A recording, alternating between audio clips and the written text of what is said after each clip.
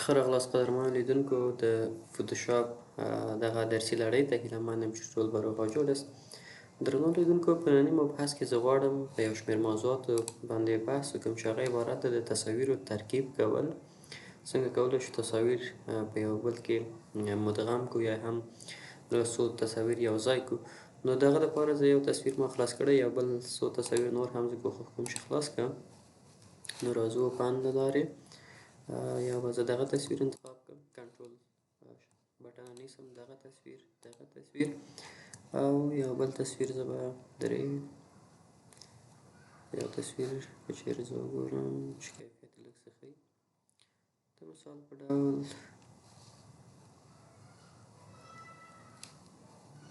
دغه تصویر به انتخاب کړو.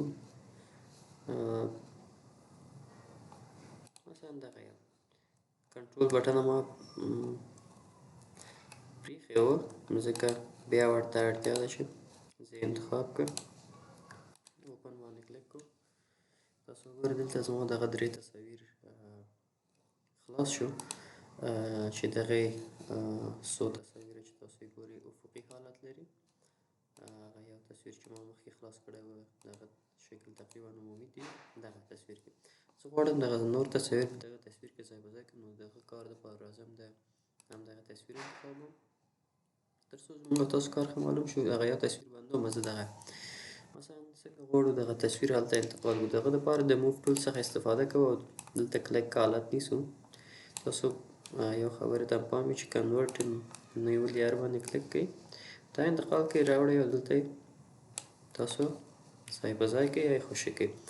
نو د دې دپاره چې تاسو وغواړئ دغه تصویر سایز کوچنی کړئ یا دغه یې کړئ، بعضې وخت تاسو کولی شئ دغلته تاسو ته دغسې علامه درکړي. که یې علامه درنه کړي کنټرول ټي ووهئ، تاسو کولی شئ چې بیا د دغې د څنډو څخه دغه کوچنی کړئ یا هم ځای په ځای کړئ.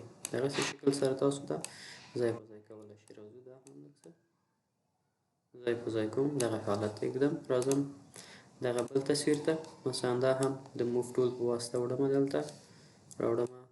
تاسو وګورئ دغه مخکینی تصویر لییر ما کوچنی کړی و ولې لییر مې د انتخاب له حالت څخه نه و ویستی. تاسو وګورئ ما ته اوس ستونزه ایجاد شو.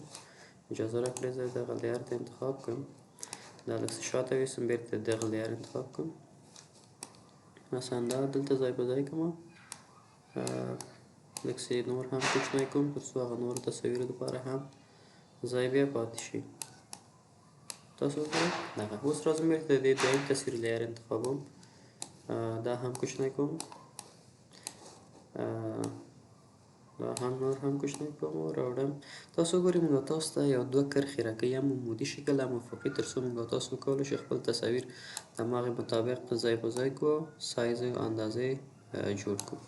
راځم دغه دریم تصویر هم دا هم انتقالوم د دې لییر دغه لومړي تصاویرو لییر ګورئ باید ما انتخاب حالت نه ویستی و، که چیرې انتخاب حالت نه یې ونه باسي خپله بېرته هماغه حالت ته ځي.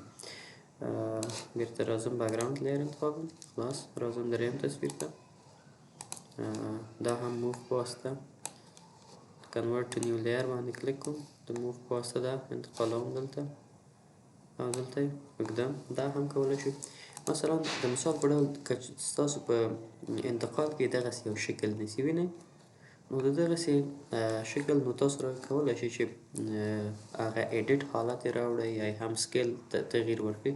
یو کولی شئ چې لییر یې انتخاب کړئ او کنټرول ټي باندې کلیک وکړئ، او که نو بیا دلته ایډیټ برخه کې هم تاسو کولی شئ چې پیدا یې کړئ. د ایډیټ برخه کې تاسو کولی شئ، خو تر ټولو اسانه لاره یې قدرمنو لیدونکو هغه هماغه د کنټرول ټي ده چې کنټرول ټي په واسطه موږ تاسو کولی شو خپل دغه تصویر څه کړو، سایز یې کوچنی کړو یا یې هم لوی کړو یا یې تغییر کړو. مثلا بعضې وخت داسې حالت راځي، تاسو وګورئ د دې زه دا لږ څه نور هم لویوم. اوس تاسو وګورئ قدرمنو لیدونکو بعضې وخت داسې راځي چې دې هغه دغه موږ تاسو نشو کتلی دغه زاویې، نو هغه دپاره تاسو کولی شئ چې د کنټرول او منفي علامې په واسطه دغه خپل تصویر شاته ویسئ او کنټرول مثبت په واسطه تاسو یې مخته راوړلی شئ. وینئ کنټرول منفي چې ووهم شاته ځي، زوم اوټ کېږي، او کنټرول مثبت چې ووهم زوم ان. نو د دې دپاره تاسو بیا کولی شئ دغه څنډې پیدا کړئ، د ایډیټ برخه یې پیدا کړئ ځان ته او خپل تصویر کې ځای په ځای کوي او اندازه یا سایز هم برابر کوي. نو دا د دغې برخې بېرته د کنټرول مثبت علامې په واسطه که چیرې کنټرول صفر بټنه کېکاږم زما تصویر د همدغې وینډوز یا د سکرین سایز سره برابریږي او یو سایز جوړیږي. نو تاسو کولی شئ دا هم وکړو یا هم ځایونه یې تغییر کړو.